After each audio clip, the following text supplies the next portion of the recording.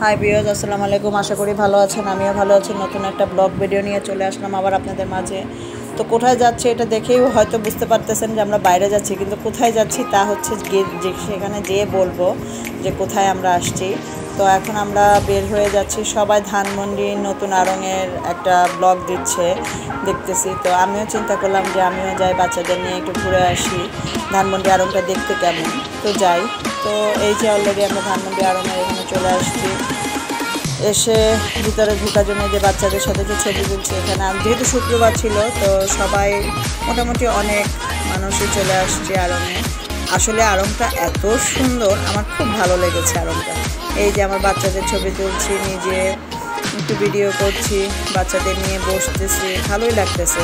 এখানে গাছের ছোঁয়া আছে, মাটির জিনিসের যে মাটির তৈরি এই যে সব কিছু আছে। তো দেখে মোটামুটি ভালোই লাগতেছে, আর আমার কাছে মনে হচ্ছে অন্য একটা দেশে চলে আসছি। জিনিসগুলো এত সুন্দর ছিল, প্রতিটা জিনিস তাদের খুবই সুন্দর সুন্দর কালেকশন ছিল, খুব সুন্দর সুন্দর জিনিস ছিল। তা আমিও এই যে এই চাবিরিটা কিনলাম, চামচের ইটা কিনলাম। তো এখানে যে বাচ্চাদের ভিডিও করলাম। তো এখান থেকে আমরা নিচে শেষ করে আমরা উপরে যাচ্ছি। প্রতিটা ফ্লোরে আমি গিয়েছি, আমার খুব ভালো লেগেছে, তাদের কালেকশনগুলো ছিল সুন্দর সুন্দর। আর এটা ছিল শাড়ির কালেকশন। তো শাড়িগুলো অনেক সুন্দর সুন্দর ছিল। যেহেতু আমি শাড়ি কিনবো না, তো আমি শাড়ির এখানে বেশিক্ষণ থাকিনি। তো না থেকে আমি গিয়েছিলাম, বাচ্চাদের কিছু টয়েস কিনছি বাচ্চাদের জন্য। তো ওখান থেকে কিছু টয়েস কিনলাম আমার ছোটো বেবিটার জন্য। আর এখানে যেহেতু একটা স্লিপার টাইপের খেলনা ছিল, ওরা খুব বেশি পছন্দ করেছিল এখানে।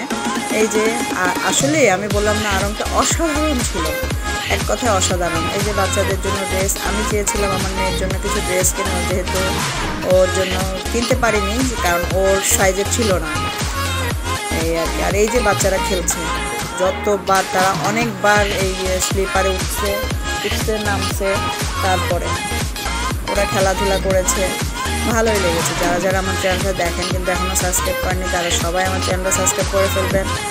আর যারা যারা এখনও কোনো কিছু জানতে ইচ্ছা করে আমার ফ্যামিলির সম্পর্কে, তারা অবশ্যই আমাকে কমেন্ট করবেন, আমি অ্যান্সার দিব। এই যে বাচ্চারা স্লিপার খেলতেছে। আসলে এখানে বাচ্চাদের খেলার জন্য এই স্পেসটা এতটা সুন্দর ছিল, এতটা ভালো ছিল, বাচ্চারা খুবই মজা পাচ্ছিল। আর যেহেতু শুক্রবার ছিল, অনেক ভিড়ও ছিল, তাই বাচ্চাদের জন্য খুব ভালো একটা ছিল। এই যে আমার মেয়েরা নামছে,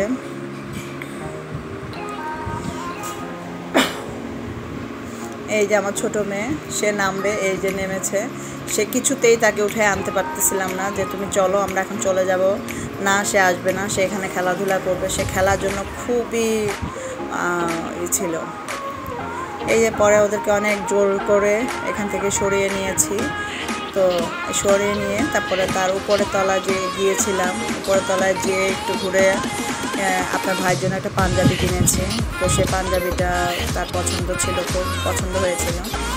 তারপরে আমরা তাড়াতাড়ি করে চলে আসছি, মেয়ে নিচে থেকে কিছু প্রোডাক্ট কিনবে তার জন্য।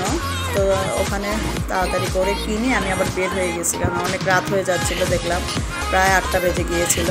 তারপর এখান থেকে টুকটাক কিনে তারপর আমি আবার সীমান্ত স্কোয়ার গিয়েছিলাম, ওখানে যে বাচ্চাদেরকে একটু হালকা পাতলা নাস্তা করিয়ে বাসায় চলে আসবো। তো এই জন্য এই যে আমরা আড়ং থেকে বের হয়ে যাচ্ছি। এখন আড়ং থেকে বের হয়ে আমরা সীমান্ত স্কোয়ারের দিকে যাব।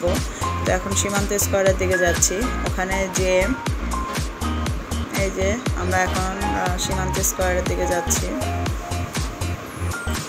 অবশ্য রাস্তাঘাটে অনেক টুকটাক হাবি জাবি জুয়েলারি নিয়ে বসছিল।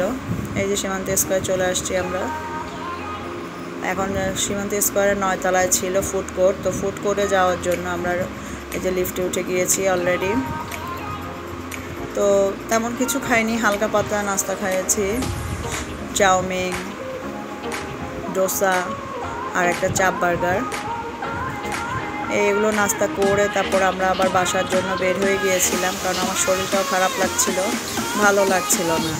তো এই তাড়াতাড়ি করে খেয়ে আমরা সবাই বের হয়ে গিয়েছি।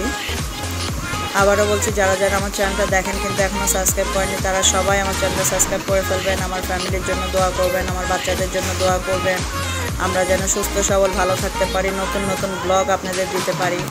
কোথায় যাচ্ছি, টুকটাক হাবিজাবি সব কিছুই যেন আপনাদের সাথে শেয়ার করতে পারি। আর এখানে ফুড কোর্টগুলো আমি পুরোটা ফুড কোর্ট ঘুরেছিলাম, খাওয়া দাওয়া কমপ্লিট করে একটু ফুড কোর্টটা ঘুরলাম, ঘুরে তারপরে নিচে নেমে গিয়েছি।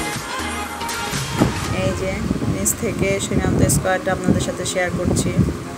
তারপরে আমরা বের হয়ে অটো নিয়েছি, এই যে অটো নিয়েছি, অটো নিয়ে বাসার উদ্দেশ্যে রওনা দিয়েছি চলে আসার জন্য।